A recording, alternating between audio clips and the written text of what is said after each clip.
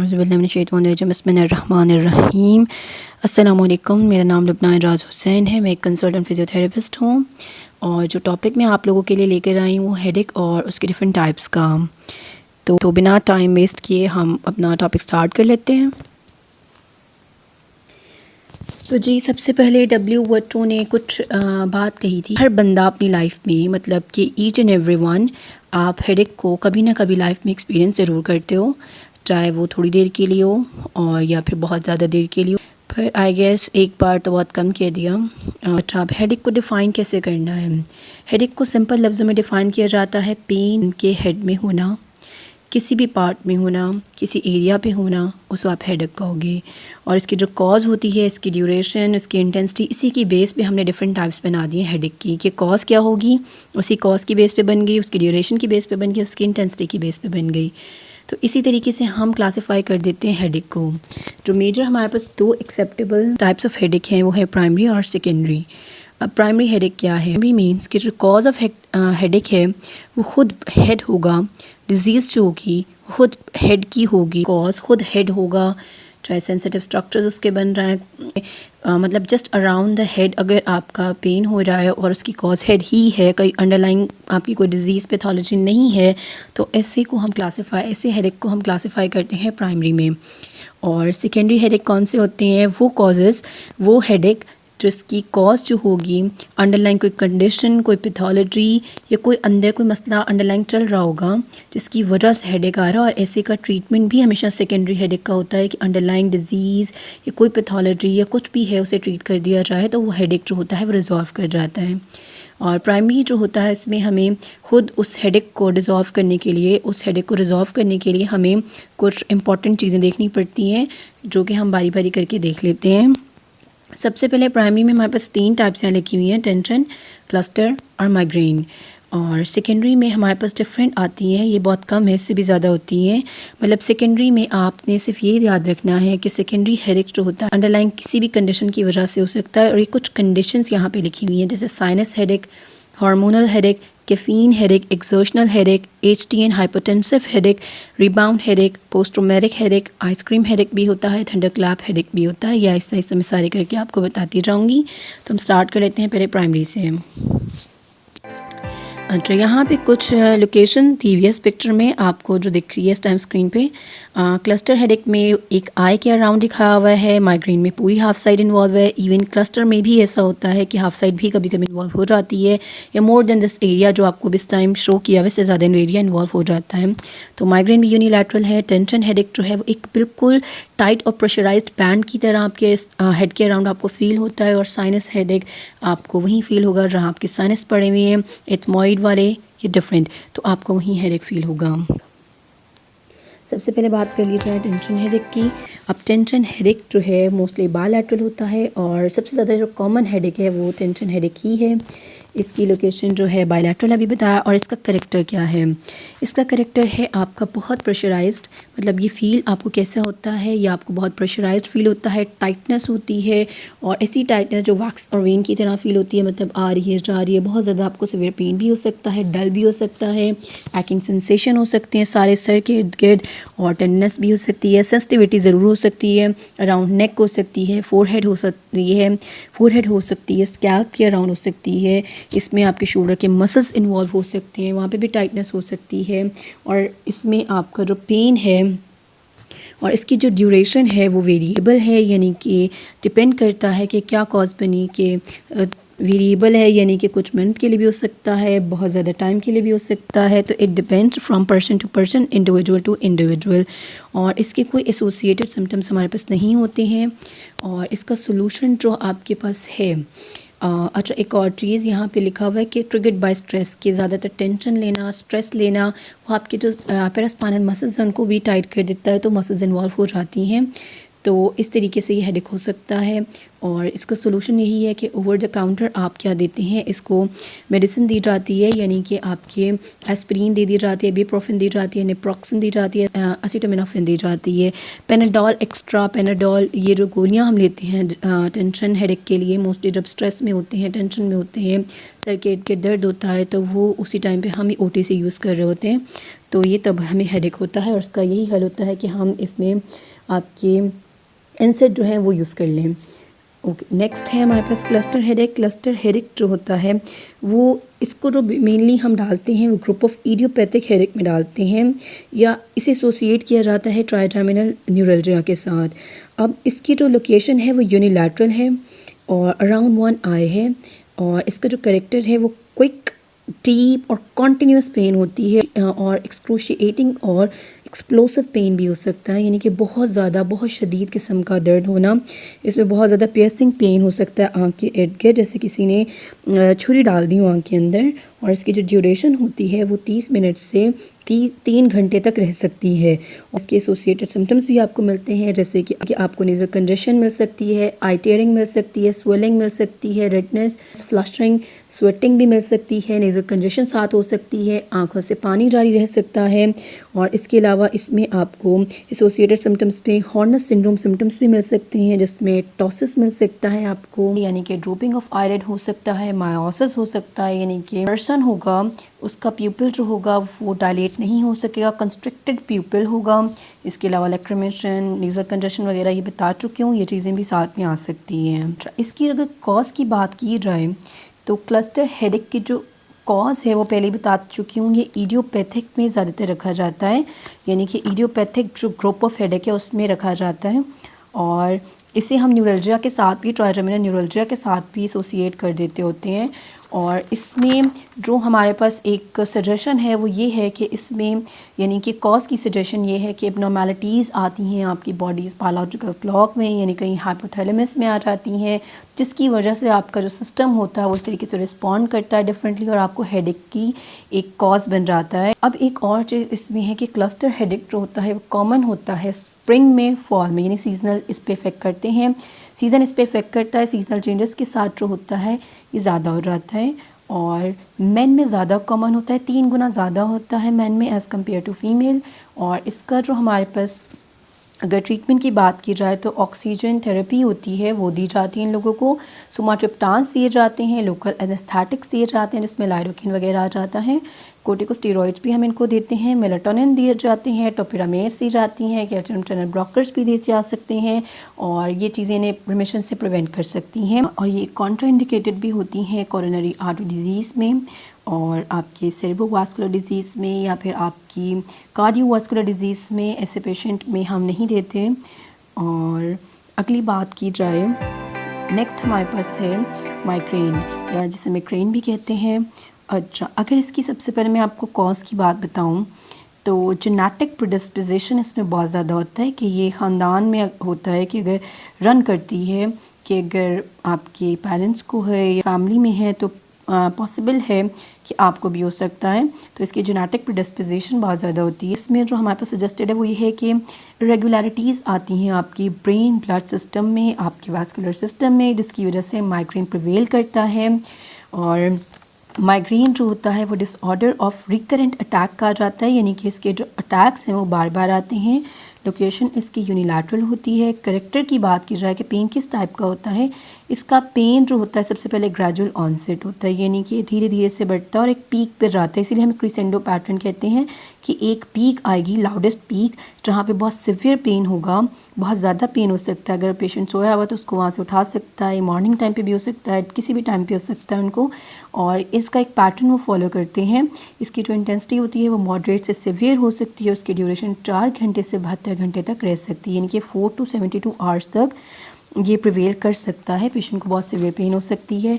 इसकी जो पेन होगी वो थ्रोबिंग भी हो सकती है, यानी कि वेजोडाइलेशन हुई हो और आपको ऐसा लग रहा हो कि बहुत ज़्यादा ज़ोर से आपकी जो नस है वो चल रही है या आपको वो फील हो रही है। अच्छा, पेन जो होता है वो दिनों तक भी रह सकता है। और इसमें जो पेन होता है वो पल्सेट डीप होता है, इंटेंस होता है, पल्सिंग पेन होता है। और एक और चीज़, क्लस्टर में कोई आपके पास ट्रिगर नहीं होता। क्लस्टर और माइग्रेन में आप इस तरीके से भी डिफरेंशिएट कर सकते हैं। दो आपके जो क्लस्टर हेडेक है वो एक आई के अराउंड का है, पर मैंने आपको पहले भी बताया कि वो थोड़ा सा एरिया मोर देन आई जो होता है वो इन्वॉल्व कर सकता है। उसी तरीके से माइग्रेन भी यूनिलैटरल है और जो क्लस्टर हेडेक है उसमें कोई ट्रिगर नहीं होता। जबकि माइग्रेन में आपके पास ट्रिगर्स अवेलेबल होते हैं। अब ट्रिगर्स अवेलेबल क्या है, यानी कि कोई ऐसी चीज़ जिसकी वजह से माइग्रेन जो है उसका अटैक हो रहा है, जैसे आपकी स्लीप डिस्ट्रप्शन होना, डिहाइड्रेशन की वजह से, खाने का जो आपका टाइम है वो मिस हो जाना या स्किप्ड मील्स हो जाना, कोई खाने जो है आपका फूड है उसमें वेरिएशन आ जाना, हार्मोन फ्लक्चुएट कर जाना या कोई ख़ास केमिकल से एक्सपोजर हो जाना, तो ये आपके लिए ट्रिगर बन सकता है माइग्रेन के लिए। जबकि क्लस्टर हेडेक में ऐसा कुछ भी नहीं था। और ये जो आपका माइग्रेन है ये ज़्यादा कॉमन है फ़ीमेल में और 3 गुना ज़्यादा कॉमन है फ़ीमेल में एज़ कम्पेयर टू मेन, जबकि क्लस्टर हेडेक 3 गुना ज़्यादा होता है मेल में। और पहले बता चुकी हूँ, इसमें फैमिली हिस्ट्री जो होती है वो एसोसिएट कर रही होती है, क्योंकि ये नर्वस सिस्टम कंडीशन इसमें इन्वॉल्व हो रही होती है, ब्लड ब्रेन सिस्टम इन्वॉल्व हो रहा होता है, तो इसमें ये चीज़ें आती हैं। पोस्ट ट्रॉमेटिक जो आपकी स्ट्रेस होती है वो भी इंक्रीज़ कर देता है रिस्क ऑफ माइग्रेन के। और एक और चीज़ इसमें कि 5 में से एक बंदा लाजमी एक्सपीरियंस करता है ऑरा को। अब ऑरा क्या है, यानी कि आपको फ्लैशिंग लाइट का दिखाई देना, शिमरिंग लाइट्स का दिखाई देना, जिगजैग लाइंस दिखाई देना, स्टार्स या ब्लाइंड स्पॉट्स दिखाई देना, तो ये ऑरा में आ जाता है। तो ये इनको अटैक से पहले ये चीज़ें दिखाई देती हैं। और ये जो ग्रेजुअल ऑनसेट होता है माइग्रेन का, इनको पहले से अंदाज़ा हो रहा होता है कि इनकी सिचुएशन जो होती है वो जो सिचुएशन है वो वर्स होती चली जा रही है। और ये पीपल सेंसिटिव और ये लोग सेंसिटिव हो जाते हैं लाइट और साउंड को। जो ट्रीटमेंट की अगर हम बात करें करेंगे, इसमें ओटीसी जो होते हैं वो ज़्यादा इफेक्टिव नहीं होते, यानी कि ओटीसी से ज़्यादा आपको असर नहीं मिलता। OTC over the counter drugs होती हैं, यानी कि आपके पास जैसे पेनाडोल की गोली, आपके पास जो एनसेड अवेलेबल होते हैं वो ओटीसी में आ जाते हैं। इनके लिए हम ट्रिप्टान यूज़ करते हैं ताकि हम इन्फ्लेमेशन को कम करें, उनका जो ब्लड का फ़्लो है विद इन द ब्रेन जो है वो चेंज करे। हम इसमें सुपरट्रिप्टान्स रिकमेंड कर सकते हैं। और कुछ प्रिवेंटिव मेडिकेशंस भी होती हैं जिसमें हम प्रोप्रेनालोल यूज़ करते हैं, एमिट्रिप्टालिन यूज़ करते हैं, डिफरेंट हम ड्रग्स इसके लिए यूज़ कर रहे होते हैं। अच्छा, यहाँ पे मैं एक और चीज़ ऐड करना चाहती हूँ, क्योंकि क्वेश्चन भी किया जाता है कि अक्सर ऐसे पेशेंट कंप्लेन करते हैं हेडेक के कि हम वॉमिट करते हैं या थ्रो अप करते हैं तो हमारा हेडेक ठीक हो जाता है। तो मैं इस चीज़ का आंसर भी करना चाहती हूँ। ज़्यादातर ये माइग्रेन के पेशेंट में ऐसा होता है कि माइग्रेन के पेशेंट कहते हैं कि हमें वॉमिट हुआ, उसके बाद जो होता है हमारा हेडेक है ठीक हो जाता है। इस चक्कर में वो क्या करते हैं, डिलिबरेटली इंड्यूस करवाते हैं वॉमिट, यानी जानबूझ के जो माइग्रेन है वो रुक जाए। अब ये जो चीज़ है सपोर्ट करती हैं आपके डिफरेंट थ्योरीज़ है। आपके पास एक पर्टिकुलर सजेस्टिव आपके पास डेटा अवेलेबल नहीं है, लेकिन ये कुछ ऐसी थ्योरीज़ हैं जो सजेस्ट करती हैं कि आपका जीआईटी सिस्टम और जो माइग्रेन का हेडेक हो रहा है, यानी ब्रेन का सिस्टम किस तरीके से लिंक करता है और आपको किस तरीके से जब थ्रो अप होता है या वॉमिट होता है और आपका हेडेक जो होता है एकदम से रिलीव हो जाता है। तो कुछ ऐसी चीज़ें हैं जो कि मैं आपको बताना चाहूँगी ताकि आपको ये आइडिया हो सके कि किस तरीके से थ्रो अप या वॉमिट की वजह से आपका हेडेक ठीक होता है। सबसे पहले आपके पास जो थ्योरी है वो है एंड ऑफ माइग्रेन थ्योरी। अब वो ये कहती है एंड ऑफ माइग्रेन थ्योरी कि जब आपको माइग्रेन होता है आपका जो जीआईटी सिस्टम है स्लो हो जाती है, यानी गट बिल्कुल स्लो हो जाती है। और कुछ केसेस में तो गैस्ट्रोपैरेसिस हो जाता है, यानी कि जीआईटी बिल्कुल ही नहीं मूवमेंट ले रही होती। तो इस चीज़ को जीआईटी जब इस चीज़ को सेंसरी स्टिमुलाई लेती है, इससे रिड करना चाहती है, जब इससे तो जीआईटी एड करती है फीडबैक लूप टू लूप जो स्टॉप करता है माइग्रेन को। तो ये अपना एक इस तरीके से सिस्टम चलाती है, केमिकल्स भी कुछ रिलीज़ करती है, वास्कुलर इफेक्ट्स भी देती है, यानी कि पेरिफेरल ब्लड की वेजो कंस्ट्रक्शन हो जाती है जिसकी वजह से रिड्यूस कर जाता है blood flow to pain sensitized vessels जो कि हेडेक कॉज करा रही होती हैं। तो इसकी वजह से भी आपका हेडेक कम हो रहा होता है। इसके अलावा कॉम्प्लेक्स इंटरैक्शन थ्योरी भी आती है जो ये कहती है कि आपका जब माइग्रेन की फाइनल स्टेज चल रही होती है ना, तभी आपको वॉमिट आता है, उससे पहले आपको वॉमिट नहीं आता। तो वॉमिट का मतलब ही यही है कि अभी माइग्रेन जो होगा ना ख़त्म हो जाना है। और आपके पास वागस नर्व की थ्योरी भी है, वो ये कहती है कि आपको जो वॉमिट होता है तो आपकी एवीपी बॉडी में आपकी जीआईटी ना ज़्यादा रिलीज़ कर देती है। अब आपकी बॉडी में एवीपी ज़्यादा हो जाता है। अब एवीपी है आपका आर्जिनिन वेसोप्रेसिन, और आर्जिनिन वेसोप्रेसिन का ज़्यादा होना मतलब ये है कि आपका माइग्रेन जल्दी हल हो जाएगा, जल्दी ख़त्म हो जाएगा। तो ये भी एक पॉजिटिव चीज़ आ जाती है एवीपी का ज़्यादा होना। इसके अलावा भी आपके कुछ और केमिकल्स होते हैं जो रिलीज़ हो रही होती हैं, जो आपका हेडेक जो होता है, माइग्रेन का जो अटैक हुआ या जो आपका हेडेक है उसको कम कर देते हैं। तो जीआईटी का ब्रेन के साथ इस तरीके से कनेक्शन बन जाता है। तो होप आपको ये बात समझ में आ गई होगी किस तरीके से आपका हेडेक ख़त्म हो जाता है या कम हो जाता है जब आप थ्रो अप करते हो या वॉमिट करते हो। तो नेक्स्ट हमारे पास है आपके पास सेकेंडरी हेडेक। अच्छा, कहीं पे आप देखोगे आपकी ये जो पूरी ऑनलाइन अगर आप इस चीज़ को पढ़ते हो या कुछ बुक्स में देखोगे, आपके साइनस हेडेक और ना आपके साइनस हेडेक और हार्मोनल हेडेक को आपके प्राइमरी हेडेक्स में डाल दिया जाता है। तो आप डिफरेंट बुक को देखोगे तो डिफरेंट तरीके से कंसल्ट भी कर सकते हो। लेकिन जो सेकेंडरी हेडेक होता है उसका मतलब ये है कि अंडरलाइन कॉज होगी, और साइनस हेडेक में भी अंडरलाइन कॉज होती है, क्योंकि आप यहाँ पे साइनसेस देख सकते हो, फ्रंटल साइनस, एथमॉइड, मैक्सिलरी। जब यहाँ पे आपको जैसे साइनसाइटिस हुआ है तो यानी कि साइनस के अंदर इन्फ्लेमेशन है, वहाँ कोई इन्फेक्शन है, वहाँ कोई प्रॉब्लम चल रही है, उसकी वजह से आपको अगर हेडेक हो रहा है, उसकी वजह से हो रहा है, तो यानी अंडरलाइन ऑलरेडी कॉज थी, उसकी वजह से हुआ, तो हम इसको सेकेंडरी हेडेक कह रहे हैं। और एलर्जी भी कॉज हो सकती है, तो इसका मतलब ये है कि ये साइनसाइटिस की वजह से हुआ, तो इसको साइनस हेडेक कहेंगे। और इसको हम क्या करते हैं, हम इसको ट्रीट जो करते हैं वो है आपका म्यूकस को जो इसके अंदर प्रेजेंट होता है उसको थिन किया जाता है। नेज़ल स्प्रेज आपके पास अवेलेबल होते हैं, जैसे कि फेनिलेफ्रीन का, एंटीहिस्टामीन्स का, एंटीहिस्टामीन के, तो आपने वो स्प्रे यूज़ करने होते हैं। डिफरेंट ड्रग्स भी यूज़ करते हैं जो कि प्रिवेंट कर सकते हैं आपकी साइनसाइटिस को या साइनस हेडेक को। तो आप ट्रीट करते हो, जो अंडरलाइन कॉज होती है तो उससे ये आपका साइनस हेडेक रिलीव हो जाता है। और कुछ लोगों को क्रॉनिक सीजनल एलर्जीज़ भी होती हैं, उसकी वजह से भी साइनसाइटिस हो जाता है, तो उन पेशेंट में भी इस टाइप के हेडेक देखने को मिलते हैं। और 90% जो आपके साइनस हेडेक होते हैं वो माइग्रेन होते हैं, तो इसको मिसअंडरस्टूड भी किया जाता है मोस्ट ऑफ द टाइम। तो ये साइनस हेडेक आपका आ जाता है। और इसकी जो पेन है फ्रंट ऑफ द हेड है, या पर्टिकुलरली जो साइनस आपका इन्वॉल्व होगा, आपको साइनसेस दिख रही हैं, जो साइनस इन्वॉल्व होगा आपको उसी के अराउंड पेन हो रहा होगा। यानी कि अगर आपको फ्रंटल साइनस है तो ये लोकेशन आप देख सकते हैं, अगर आपको मैक्सिलरी साइनस में पेन है तो आप ये लोकेशन देख सकते हैं, अगर आपका कहीं इन्फेक्शन या कोई कॉज आपको एथमॉइड साइनस में है तो आप यहाँ देख सकते हैं। मैक्सिलरी में हो, एथमॉइड में हो, फ्रंटल में हो, लोकेशंस आप देख सकते हैं। उसी तरीके से यहाँ पे आपको हेडेक मिल सकता है। और उसके बाद आपके पास है हार्मोनल हेडेक। अब हार्मोनल हेडेक क्या है? हार्मोनल हेडेक जो होता है ज़्यादातर फीमेल में होता है, एक्सपीरियंस किया जाता है, और ये जो होता है हार्मोन से रिलेटेड है, मोस्टली एस्ट्रोजन से। जब एस्ट्रोजन की कॉन्सेंट्रेशन लो हो जाती है उसकी वजह से आपको ये हेडेक फील हो सकता है, आपके सर में दर्द हो सकता है। अब ये इसके डिफरेंट कॉजेज़ हैं। और जब हार्मोनल चेंजेस होते हैं, जैसे कि मेंस्ट्रुएशन में, बर्थ कंट्रोल पिल्स में, प्रेगनेंसी में, डिफरेंट ऐसी कंडीशंस हैं जिसमें आपका एस्ट्रोजन जो होता है वो चेंज हो जाता है, आपकी हार्मोनल लेवल चेंज होता है, उसकी वजह से आपको ये हेडेक हो सकता है। अगर आप हार्मोनल रिप्लेसमेंट ड्रग पे हैं या उसका विड्रॉल करें तब भी आपको ये हेडेक एक्सपीरियंस हो सकता है। और इसका जो आपके पास ट्रीटमेंट है OTC है, यानी ओवर द काउंटर ड्रग, और ज़्यादातर नेप्रोक्सिन दी जाती है, निम्स की गोली जैसे दी जाती है। और रिलैक्सेशन टेक्निक्स हैं, योगा है, मॉडिफाइड डाइट करें आप, तभी आपका हार्मोनल हेडेक जो होता है ये ट्रीट किया जा सकता है। उसके बाद है जी कैफ़ीन हेडेक। अब कैफ़ीन हेडेक जो है कैफ़ीन की वजह से होगा, और ये कैफ़ीन जो है वो अफेक्ट करता है आपका ब्लड फ्लो जो आपकी ब्रेन की तरफ जा रहा होता है। अगर आप बहुत ज़्यादा आप लेते हैं कैफ़ीन, या बहुत एकदम से उसको छोड़ देते हैं, आप एकदम से किसी चीज़ को स्क्विट करना कोल्ड टर्की कर रहा था, इसलिए वर्ड लिखा हुआ है, तो अगर ऐसी कंडीशन आती है तब आपको ये हेडेक एक्सपीरियंस किए जाते हैं। इसकी सबसे अच्छी एग्जांपल है जो लोग ज़्यादा चाय पीने के आदी होते हैं, यानी कि कॉफ़ी पीने के आदी होते हैं, वो अपनी कॉफ़ी या चाय स्किप कर दें तो उनको हेडेक फ़ील हो रहा होता है। तो यही कॉज़ है कि वो आपका जो कैफ़ीन है उसकी वो अब उसकी अमाउंट पूरी नहीं हुई बॉडी में, तो उसकी वजह से अब आप एक्सपीरियंस कर रहे हैं हेडेक। और जो माइग्रेन के आदी होती हैं, माइग्रेन जिनको होता है वो उनको तो बहुत ज़्यादा ट्रिगर बन सकता है, ये कैफ़ीन जो होती है उनके लिए बहुत ज़्यादा ट्रिगर बन जाता है फॉर द माइग्रेन अटैक, तो उनके लिए बहुत ज़्यादा एहतियात करनी चाहिए। और इसका ट्रीटमेंट यही है, कैफ़ीन को हमेशा अगर आपने छोड़ना है, चाहे वो चाय में छोड़ना है, कॉफ़ी में छोड़ना है, कोई ड्रग में छोड़ना है, तो टेपर डोज की जाती है, यानी आहिस्ता आहिस्ता करके छोड़ा जाता है।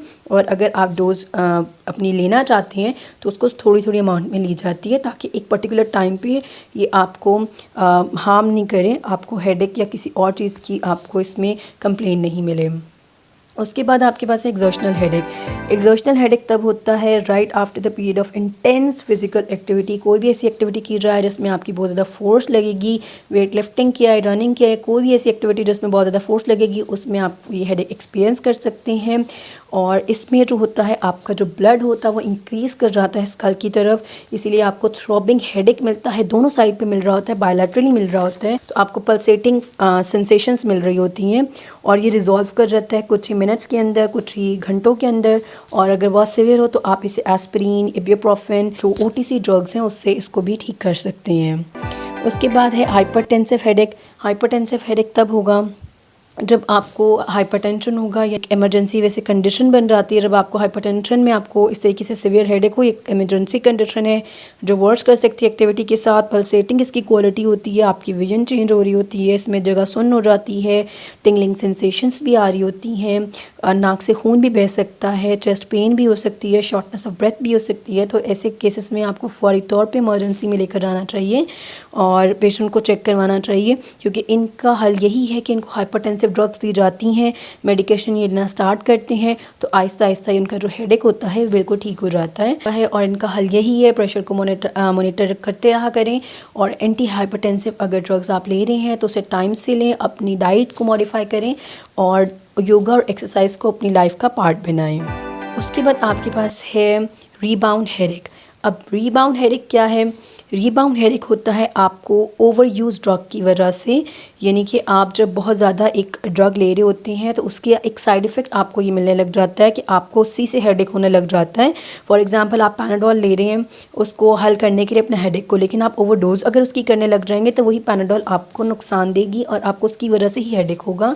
तो ये आपकी मेडिकेशन की वजह से होता है। जो करेक्टर होगा पेन का वो इंटेंसली पेनफुल हो सकता है, और इससे जो लोग होते हैं फ्रिक्वेंटली जो यूज़ कर रहे होते हैं ओटीसी वगैरह, उन्हीं में ये ज़्यादा होता है। इसका हल यही है कि आप दवाइयों से दूर रहें और अपनी जो डोज़ है, अगर आप ओटीसी लेना आपके लिए बहुत ज़रूरी है किसी और पेन के लिए, जैसे ऑस्टियोआर्थराइटिस है, कोई और मर्ज़ है उसकी वजह से आपको लेनी ही पड़ रही है, तो अपनी डोजेस को चेंज करते रहा करें। एनसेड की जो डोज़ है वो एनसेड का जो सॉल्ट आप लेते हैं उसको चेंज कर लिया करें, और इसके जो डेज़ हैं उसको कन्फाइन किया करें, टेपर किया करें, उसको आप मॉनिटर करते रहा करें। उसके बाद आपके पास है पोस्ट ट्रॉमेटिक हेडेक, यानी वो वाला हेडेक जो आपको किसी हेड इंजरी की वजह से होता है, और ये जाहिर सी बात है जब तक हेड इंजरी रहेगी तब तक लास्ट कर सकता है, 6 से 12 महीने तक रह सकता है। इसका ऑनसेट 7 दिन के अंदर हो सकता है, और इसमें आपके पास क्रॉनिक भी हो सकता है, ये मतलब क्रॉनिक भी जा सकता है, 3 माह तक भी रह सकता है। आपको टीबीआई के पेशेंट्स में मिलता है, यानी कि ट्रॉमेटिक ब्रेन इंजरी में मिल सकता है। कोई भी ऐसी कंडीशन में आपको ये पोस्ट ट्रॉमेटिक हेडेक मिल सकता है। इसका जो हल है वो यही है कि जब तक वो इंजर्ड पार्ट रिकवर होता रहेगा, हील होता रहेगा, उसके बाद ये हेडेक जो होगा वो रिजॉल्व हो जाएगा। टाइम बीइंग के लिए आपने इसको मॉनिटर करना होता है, वो ट्रिप्टान से करते हैं, सुमाट्रिप्टान से करते हैं, आपके पास वो बीटा ब्लॉकर्स होते हैं, एमिट्रिप्टालीन्स होते हैं, आप उससे इसको मॉनिटर कर सकते हैं। और उसके बाद आपके पास है आइसक्रीम हेडेक।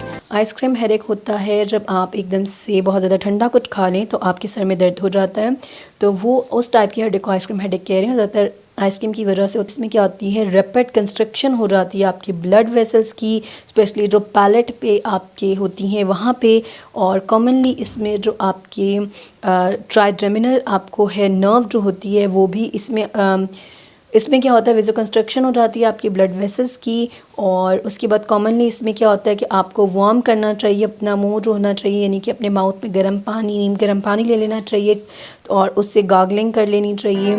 अच्छा जी, उसके बाद लास्ट पे आपके पास है सर्वाइकोजेनिक हेडेक। अब ये सर्वाइकोजेनिक हेडेक एक पर्टिकुलरली खुद एक बहुत बड़ा टॉपिक है और एक अलग सेपरेटली आप पढ़ सकते हैं इसको। और जब आप हेडेक को क्लासिफाई करते हैं तो मोस्ट ऑफ द टाइम आप इसको इसमें लिख भी रहे होते हैं, नहीं भी लिख रहे होते, लेकिन सर्वाइकोजेनिक हेडेक भी एक सेकेंडरी हेडेक ही है और इसमें अंडरलाइंग कंडीशन होती है। अब सर्वाइकोजेनिक हेडेक है क्या? सर्वाइकोजेनिक हेडेक जो होता है उसमें ये चीज़ आपने लाजमी याद रखनी है कि इसकी जो कॉज होगी वो हमेशा नेक से होनी चाहिए, यानी कि आपके नेक के रीजन के अराउंड जो होगी वो कॉज होनी चाहिए, और वहाँ पे यानी कि कोई पैथोलॉजी हो सकती है, आपकी वर्टिब्रा की जो डिस्क, आपके जो वर्टिब्रल डिस्क है उसमें कोई मसला हो सकता है, आपके फेसिड जॉइंट में कोई मसला हो सकता है, लेकिन ये सर्वाइकल रीजन में होना चाहिए। यानी सर्वाइकल रीजन में आपको कोई लीजन है, कोई वहाँ की मसल्स को कोई मसला है, कोई प्रॉब्लम है, वहाँ पे कोई फ्रैक्चर हो चुका हुआ है, आर्थराइटिस हो चुका हुआ है, तो वहाँ पे आपको क्या हो सकता है, हेडेक हो सकता है। अच्छा, उसके अलावा यहाँ पे ट्यूमर्स भी कॉजेज़ बन सकती हैं। टाइटनेस सब ऑक्सीपिटल मसल्स की हो जाए तब भी आपको ये हेडेक फील हो सकता है, क्योंकि अगर आपकी वहाँ पे ग्रेटर ऑक्सीपिटल नर्व पड़ी हुई है वो कंप्रेस हो जाए तब आपको हेडेक हो सकता है, और यानी सर्वाइकोजेनिक हेडेक हो सकता है। आपने किसी हेडेक को सर्वाइकोजेनिक हेडेक डिक्लेयर करना है तो इसका कुछ क्राइटेरिया होता है। इसमें स्पेशली 4 चीज़ें आती हैं जिसमें से 2 का होना लाजमी होता है। यानी कि सबसे पहली चीज़ ये होती है कि हेडेक जो होना चाहिए वो डेवलप होना चाहिए लाजमी सर्वाइकल डिसऑर्डर या लीजन की वजह से, यानी कि आपका जो रीजन है वो नेक का ही होना चाहिए, सर्वाइकल होना चाहिए। दूसरा ये है कि हेडेक होना चाहिए वो इम्प्रूव कर रहा है, रिजॉल्व कर रहा है जैसे ही आप सर्वाइकल डिसऑर्डर या लेजन को रिजॉल्व करते हैं। तीसरी ये चीज़ होनी चाहिए, रिड्यूस को आपकी सर्वाइकल रेंज ऑफ मोशन हो, मूवमेंट हो, साथ में ये जो पेन या हेडेक हो रहा है वो पोस्चर डिपेंडेंट हो, और कुछ आप प्रोवोकेटिव टेस्ट करते हैं उससे पेन वर्सन भी हो सकती है। तो ये चीज़ें आपको वहाँ पे पॉजिटिव मिलनी चाहिए अगर आपने सर्वाइकोजेनिक हेडेक इसको डिक्लेयर करना है। इसके अलावा हेडेक जो होना चाहिए वो एबॉलिश हो जाना चाहिए जैसे डायग्नोस्टिक ब्लॉकेट आपको मिलता है सर्वाइकल स्ट्रक्चर पे या फिर उसकी नर्व सप्लाई पे। तो ये आपके क्राइटेरिया इसमें से 2 का लाजमी होना बहुत ज़रूरी है, तभी आप उसको सर्वाइकोजेनिक हेडेक करेंगे। इसके अलावा आप डायग्नोसिस भी कर सकते हैं। सर्वाइकल फ्लेक्शन रोटेशन टेस्ट आता है जिसमें आप पर्सन को सुपाइन लेटाएंगे, फिर उसकी जो नेक होगी उसको फ्लेक्स करेंगे, उसके बाद दोनों आप साइड पे रोटेट करके देख सकते हैं। और अगर इसको हमेशा कंपैरिजन भी करते हैं आप दोनों साइड का, क्योंकि जो साइड इफेक्टेड होती है, डिसफंक्शनल साइड होती है, उसकी जो रेंज ऑफ मोशन होती है वो कम होती है। आप ये कंपेयर भी कर सकते हैं। और रोटेशन से पेन जो होना चाहिए एग्जैजरेट कर जाना चाहिए, उसके उनके सिम्टम्स जो होने चाहिए ट्रिगर कर जाना चाहिए। तो एक पॉजिटिव टेस्ट होगा आपके लिए कि इस बंदे को, इस पेशेंट को सर्वाइकोजेनिक हेडेक है। तो आप इस तरीके से उसको टेस्टिफाई भी कर सकते हैं। इसमें डिफरेंट सिम्टम्स आपको मिल सकते हैं। पेन आपको सबसे पहले जो पेन होगा वो फेस के अराउंड, हेड के अराउंड हो सकता है। इसके अलावा पेन होगा वर्स कर सकता है कॉफ के साथ, स्नीज के साथ, इवन डीप ब्रीथ के साथ।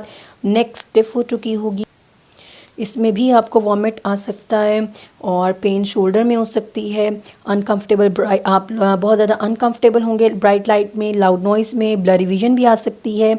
आपको स्टमक इश्यूज़ भी आ सकते हैं। और इसके अलावा कॉजेस में यहाँ आपको सारी बता चुकी हूँ। डिफरेंट डिजेनरेटिव कंडीशंस भी होती हैं, osteoarthritis, prolapse disc, whiplash injury, falling down और प्लेइंग स्पोर्ट्स या इंजरी टू द नेक, और पोस्चर या सर्वाइकल प्रोट्रैक्शंस वगैरह भी इसमें आपके डिफरेंट कॉजेस बन सकती हैं सर्वाइकोजेनिक हेडेक की। अच्छा, सर्वाइकोजेनिक हेडेक में आपके पास डिफरेंट टेक्निक्स होती हैं इसको रिलीव करने की। सबसे पहले तो अंडरलाइन जो उसकी पैथोलॉजी या कंडीशन है उसे ठीक करना चाहिए। जैसे अगर ऑस्टियोआर्थराइटिस है, एंकलाइजिंग स्पॉन्डिलाइटिस है, प्रोलैप्स्ड डिस्क है या कोई और इंजरी है, तो आप उसी को ठीक करेंगे तभी आपकी रेंजेस इंप्रूव कर जाएंगी। लेकिन अगर आपके ट्रिगर पॉइंट्स हैं, स्पैज़म हुआ हुआ है नेक के अराउंड, तो आप उसको ट्रीट करेंगे मस्कुलर, तो उससे आपको इसके बेनिफिट हो सकता है। तो फिजियोथेरेपी का बहुत इंपॉर्टेंट रोल प्ले होता है इन हेडेक्स में भी। इसके अलावा आपके पास ट्रीटमेंट में इसके पास मेडिकेशन कुछ है जिसमें एस्प्रिन ली जा सकती है, एसिटामिनोफेन ली जाती है, एनसेड्स लिए जाते हैं फॉर द टाइमिंग, ताकि वहाँ पे अगर इन्फ्लेमेटरी प्रोसेस है तो उसे स्लो डाउन किया जा सके, रिलीफ लिया जा सके। इसमें आप सर्जरी भी करवाते हैं, इंजेक्शंस भी दे जाते हैं, कॉर्टिकोस्टेरॉइड्स के भी दे जा सकते हैं, एनेस्थेटिक्स भी दे जा सकते हैं। और प्रिवेंटिव मेजर्स बहुत इंपॉर्टेंट होते हैं, क्योंकि मोस्टली आपके पास ये जो सर्वाइकोजेनिक होते हैं स्टेशनरी हेडेक्स भी होते हैं, यानी कि सस्टेन्ड एक पोस्चर रखना, सस्टेन्ड कोई पोजीशन रखना, ये भी एक ट्रिगर कर सकता है आपको हेडेक को। तो इनको ये सब प्रिवेंटिव मेजर्स बताना बहुत ज़रूरी है। अच्छा, दूसरी एक और चीज़ यहाँ पे है टेम्परेचर थेरेपी। अब ये टेम्परेचर थेरेपी है, आपने हेडेक अगर आपको हुआ है तो आप, ये दोनों मैं आपको बता रही हूँ, आपने देखना है कि अगर आपने हॉट और कोल्ड कॉम्प्रेस यूज़ किए जाने, गर्म और जो ठंडे कॉम्प्रेसेस होते हैं वो दोनों यूज़ किए जाते हैं। आइस पैक हमेशा वहाँ यूज़ करें जहाँ आपने नमिंग इफ़ेक्ट देना है, यानी किसी जगह को सुन करना है ताकि जो आपके पेन की सेंसेशन है वो कम से कम आप फील कर सकें। हॉट पैक आप तब यूज़ करेंगे, हीटिंग पैड तब यूज़ करेंगे जब आपने मसल्स जो होंगी वो टेंस होंगी, उसको रिलैक्स करना होगा। वार्म शॉवर्स भी आप इसके लिए ले सकते हैं रिलैक्स करने के लिए, वहाँ से ट्रिगर पॉइंट्स ख़त्म करने के लिए, स्पैज़म में कमी लाने के लिए, रिलैक्सेशन के लिए आप हॉट पैड यूज़ करें। और कोल्ड कंप्रेस तब यूज़ करें जब आपने नमिंग सेंसेशन दिखी आनी है। उसके बाद कुछ और मैनेजमेंट है जो आप हेडेक के लिए कर सकते हैं जो कि बहुत इफ़ेक्टिव हैं। सबसे पहले ये है आपके पास एक्वा प्रेशर पॉइंट्स, जो कि बहुत इंपॉर्टेंट है और ये आपको पता भी होना चाहिए। सबसे पहले आपके पास है ब्राइट लाइट पॉइंट, यहाँ पे आपके यूनियन वैली भी है। एक्वा प्रेशर पॉइंट्स डिफरेंट होते हैं। यूनियन वैली जो है आप इसको करके देख सकते हैं कि कितना इफेक्ट है इसमें पर ब्राइट लाइट और थर्ड आई और ये फेंग-ट्री पॉइंट्स, ये बहुत ज़्यादा इफेक्टिव है जो कि हम यूज़ भी करते हैं अपनी फिजियोथेरेपी में भी। तो ये पॉइंट्स तो आप लाजमी यूज़ करके देखें, आपके जो हेडेक होता है उससे काफ़ी रिलीफ इससे मिलता है। आप यूनियन वैली को भी यूज़ करें, इससे आपको डिफरेंट आपको देखने को मिलेगा इफ़ेक्ट इसका।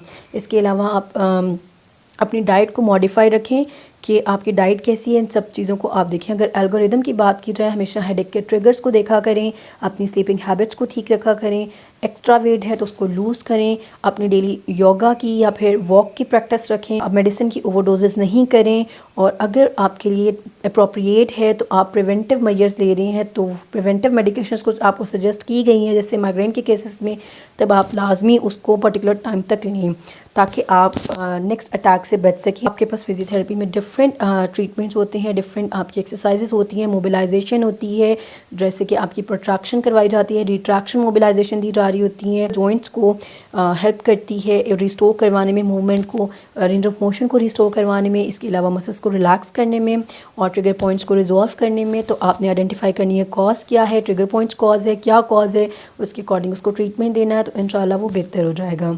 तो ये टॉपिक हो गया यहाँ पे कवर। तो अगर आपके कोई क्वेश्चन या क्वेरीज है तो आप ड्रॉप कर सकते हैं कमेंट सेक्शन में, इंशाल्लाह उसको आंसर किया जाएगा। थैंक यू एंड अल्लाह हाफ़िज़।